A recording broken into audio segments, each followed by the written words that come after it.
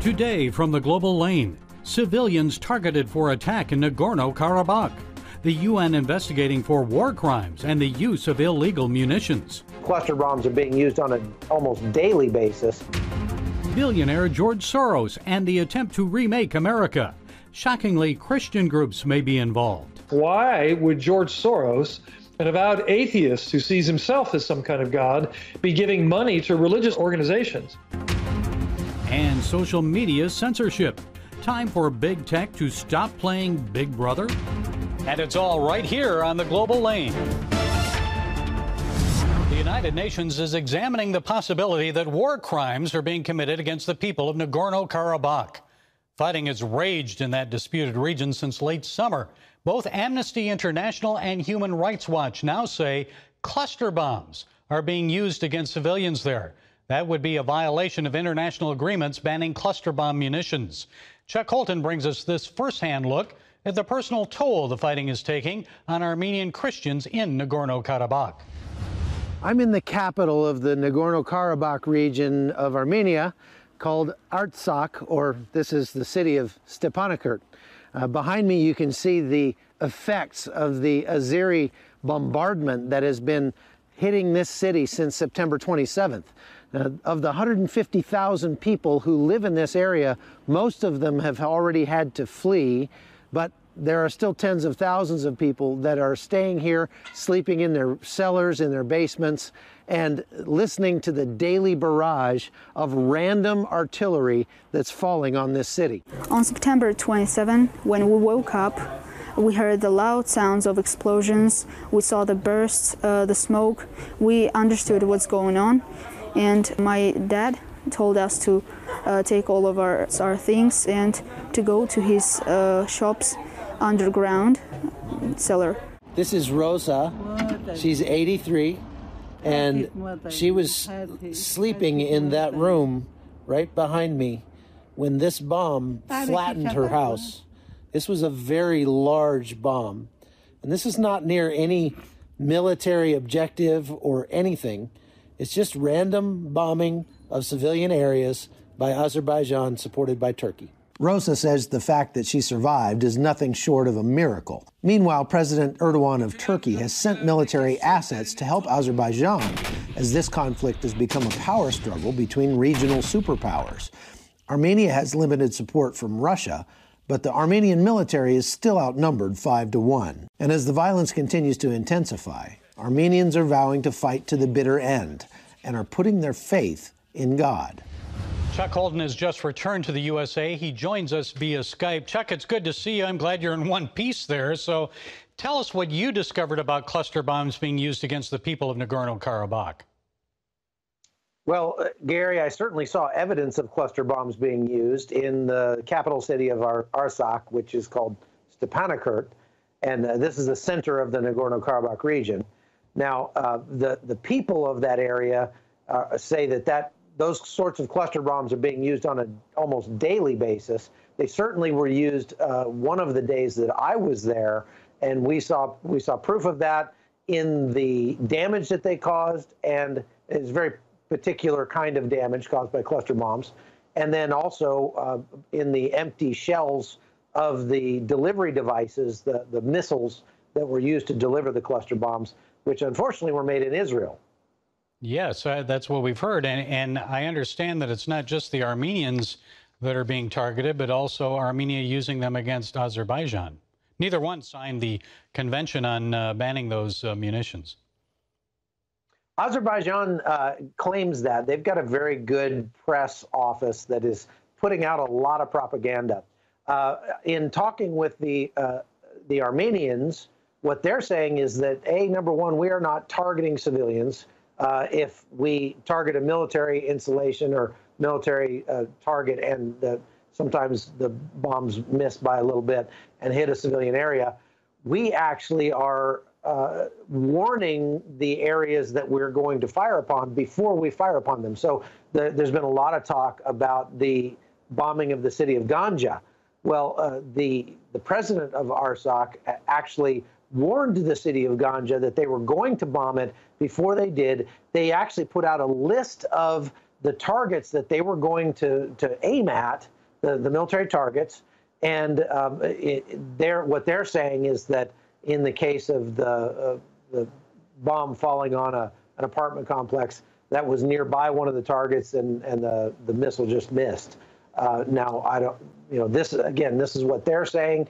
This is their side of the story.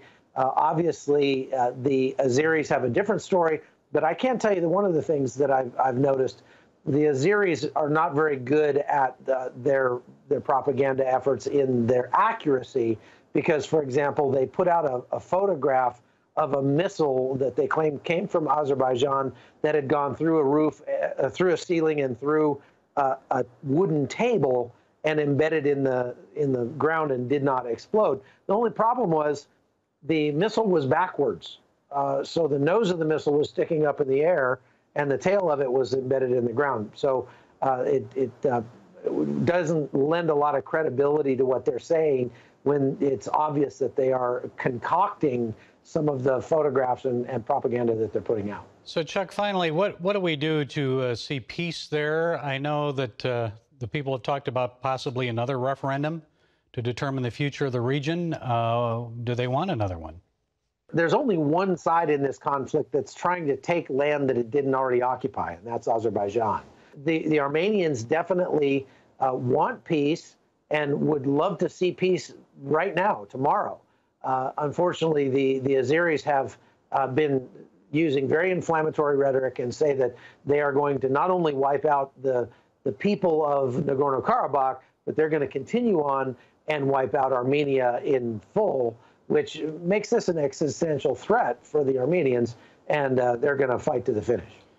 Okay, good work there, Chuck Holton. Thanks so much for courageously taking the risk to travel into another war zone to bring us that update. We appreciate you, Chuck. Thank you. Daddy? Yeah, buddy? How many nickels are in a dollar? There are 20 nickels in a dollar. How do birds fly? Does milk really make my bones stronger? Yeah. Daddy, when we die, will we go to heaven? Do you have the answer to life's biggest question? Call the 700 Club. We'll help you find answers to the important questions life brings your way. Watch breaking news, in-depth exclusive stories and programs, from health to entertainment, you won't find anywhere else. The CBN News Channel, a perspective you can trust. Enjoy credible news reporting from around the world. Discover inspiring programs and stories of hope, all in one place from a Christian perspective. The CBN News Channel, a perspective you can trust. To watch the CBN News Channel, download the app or visit cbnnewschannel.com. Hello, I'm Dr. David Perlmutter, board-certified neurologist and #1 New York Times best-selling author. Wouldn't it be great to boost your energy, eliminate brain fog, and even reverse brain disease? Well, you can, and I'm going to show you how, along with some of the world's most well-respected brain experts, in this DVD, Protect Your Brain. Get Protect Your Brain, a free DVD only from the Christian Broadcasting Network, featuring experts on the cutting edge of neuroscience and brain health. No matter how many times you've failed in the past, you really can do this. In Protect Your Brain, you'll discover simple strategies to keep your brain young and healthy. Improve your memory. Discover the gut-brain connection. In Protect Your Brain, get your free copy at cbn.com or call 1-800-700-7000. If you want to improve the quality of your life, get the DVD Protect Your Brain and get it today. Black Lives Matter, Antifa, and other leftist groups are working aggressively to bring political and cultural change to America. Can they be stopped? Who is funding this effort to transform the United States into the socialist states of America? The D. James Kennedy Ministry is raising awareness with a new documentary, Billionaire Radical, George Soros and the Scheme to Remake America. Here to tell us about it is D. James Kennedy Ministry President and CEO, Dr. Frank Wright. Dr. Wright, it's a pleasure to have you with us. So many of us know about George Soros, but fill us in for those who don't know about him. Who is he? What is he trying to do to America? Well, George Soros is a name that most people recognize, but don't put all the pieces together or connect the dots, you might say. He reminds me of Winston Churchill's comment about Russia. Churchill said of Russia that it was a riddle wrapped in a mystery inside an enigma. And that's not a half bad description of George Soros. First of all, he's Jewish by birth, but he denies God and he absolutely hates Israel. And yet, he's very quick to call his critics anti-Semitic because of his Jewish DNA.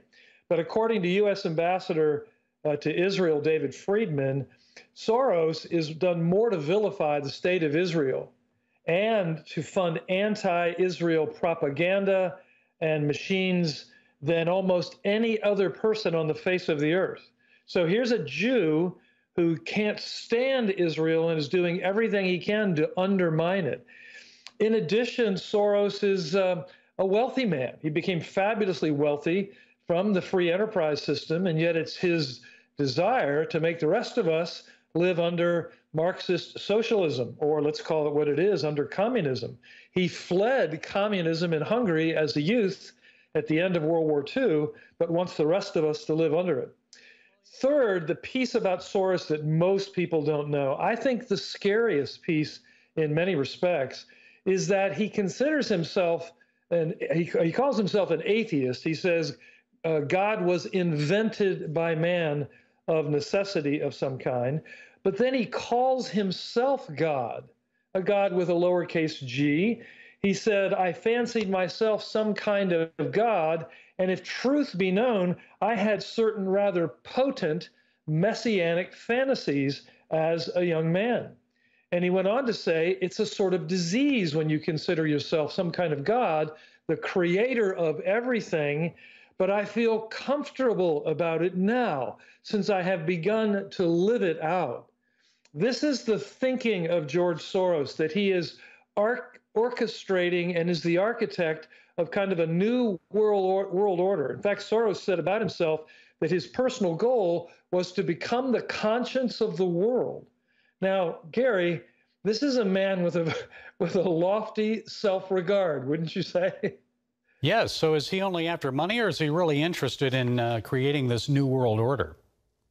No, he's made more money than he could ever spend. It's estimated he's already given $32 billion of his fortune away, and yet he still resides, I think, on 160 or 162 of the most wealthy people in the world on the Forbes magazine list.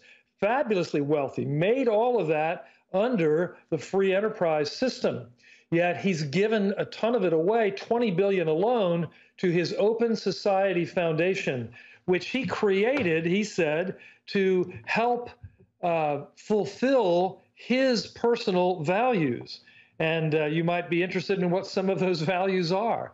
They are abortion, LGBTQ activism, open borders, euthanasia, legalized prostitution, anti-Second Amendment, of course, in favor of defunding the police, and what he calls judicial reform. Now, when Soros says he's in favor of judicial reform, he's talking about buying prosecutors by giving millions of dollars to their election campaigns.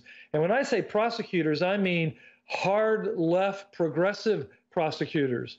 Just 3 cities as examples with over $1 million, in some cases close to $2 million election contributions given: Philadelphia, Chicago, Los Angeles.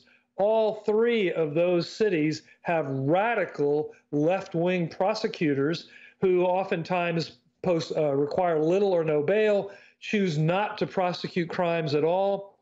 And Gary, you might remember the incident in St. Louis, Missouri, where the McCloskey couple were standing outside their home with firearms to defend their property against rioters and that had broken into their gated community.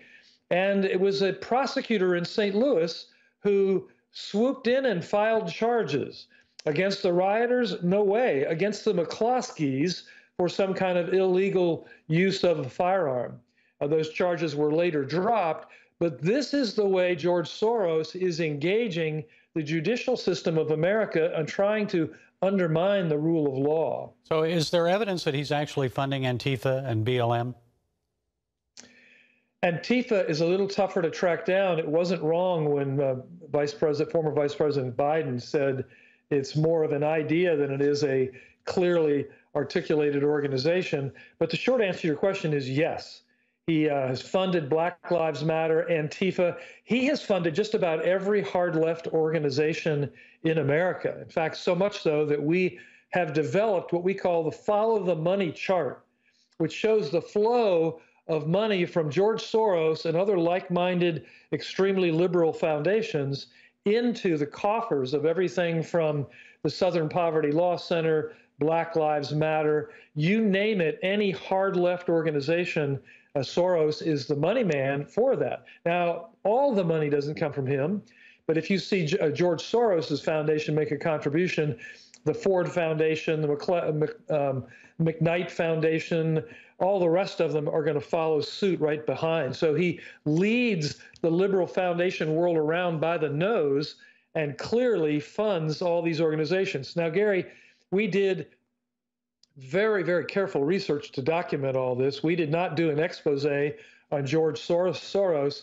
taking that lightly. He's quick to sue. He's quick to trying to cut off your sources of support, advertising and others. Well, we're a nonprofit organization, but he's also linked to some nefarious people. And so we documented everything that appears in our 60-minute special, Billionaire Radical, George Soros and his scheme to remake America.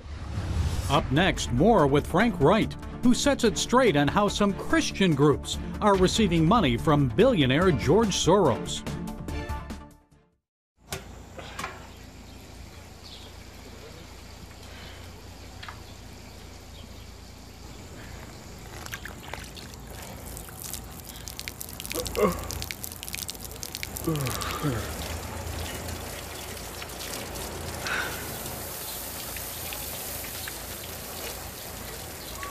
Life is better with a good night's sleep.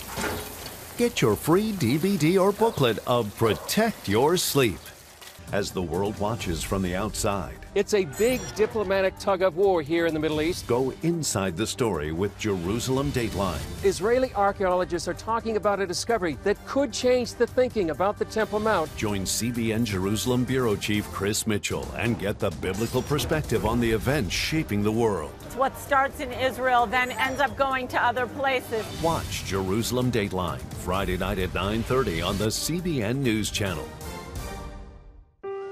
Life. It's meant to be lived fully. Jesus said it. I came to give you life. Life to the fullest. Life in your family. Life in your finances. Life in your body, mind, and spirit. Life in your everyday.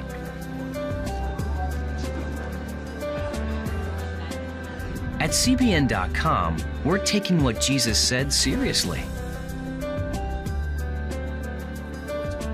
We're here to help you discover life. Life. Live it fully. CBN.com.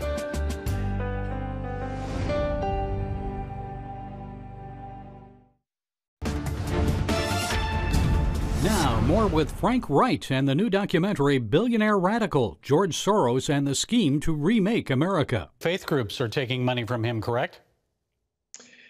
You know, that's the most discouraging part of this. In fact, we may do a follow-on special just on the flow of money to left-wing evangelical groups. The answer to your question is yes, to money, documented money transfers to the Ethics and Religious Liberty Commission of the Southern Baptist Convention, to the Sojourners, of course, already a hard left organization, to World Vision, to other groups that have evangelical names. Their commitment to evangelicalism is suspect, certainly their commitment to Christ. But yes, the question which must be asked, why would George Soros, an avowed atheist who sees himself as some kind of God, be giving money to religious organizations? And the short answer is the old saw about he who pays the piper calls the tune. And so you regularly see representatives of these left-wing organizations going out and standing before the media and supporting so-called progressive ideas. So much so that a friend of mine made a video, it might even still be available on the internet if someone wants to Google it, entitled Rent an Evangelical. It's undercover camera work of progressive people that say, anytime we need an evangelical to say something good about what we're advocating, we can rent one. Rent an evangelical. And so Soros and his money, liberal money, has infiltrated the church, and mostly what we would call left-wing elements of evangelicalism. And probably if you put left-wing first, you probably have to put evangelical in parenthesis. But more and more organizations, Christian organizations, are willing to take money from him and dance to the piper's tune. Okay, finally then, I know he's a U.S. citizen. It's not foreign money coming into U.S. groups. What can people do about it? Well, what needs to happen here is a thorough investigation of George Soros, especially his influence of the election. It's been reported, and I think documented, that he spent between $70 and $100 million trying to defeat Donald Trump in this election cycle. He calls Trump a con man and a would-be dictator who wants to rule the world. Sounds a little bit like Freudian projection. But what we need is a congressional investigation to document his hidden dark money influence with all these left-wing organizations, many of which are committing violent acts in the cities of America today, and pull the veil, so to speak, off of George Soros and his minions and the influence they're having in undermining the institutions of America. Okay, we'll see how all of this fleshes out in light of the election. The documentary is Billionaire Radical, George Soros and the Scheme to Remake America. Dr. Wright, how can people view it? Well, thanks, Gary. They can go to our website, which is djkm.org, stands for D. James Kennedy Ministries, djkm.org. They'll see a banner there for all of the resources that we've developed. There's a 1-hour DVD special. There's a book entitled George Soros Exposed, the Follow the Money chart that I made reference to, and a database of all the liberal organizations on the left showing how their money is routed to all of these radical enterprises committed to the overthrow of the American ideal. Okay, Dr. Frank Wright, President and CEO of D. James Kennedy Ministries, thank you for your time. Thanks, Gary. Thanks for having me on. Are you suffering from feeling tired or worn out during the day? Can you not turn off your brain at night? You are not alone. Hi, I'm Dr. Michael Bruce, the Sleep Doctor, and I've partnered with the Christian Broadcasting Network, and we're going to bring you some unbelievable information that you can use tonight to get a better night's rest. Wake up to your best life. Call 1-800-700-7000 or go to cbn.com to get your free copy of Protect Your Sleep today. Nutrition, exercise, essential oils, weight loss, and more. It's Healthy Living with Lori Johnson. Talk about what's in this. Join CBN health reporter Lori Johnson to get the latest information from today's top health experts. This is fantastic. Find out what you need to know to live a healthier life. Watch Healthy Living, Tuesday night at 9:30. Woohoo! Hi, Superbook fans. Here's something else you'll love.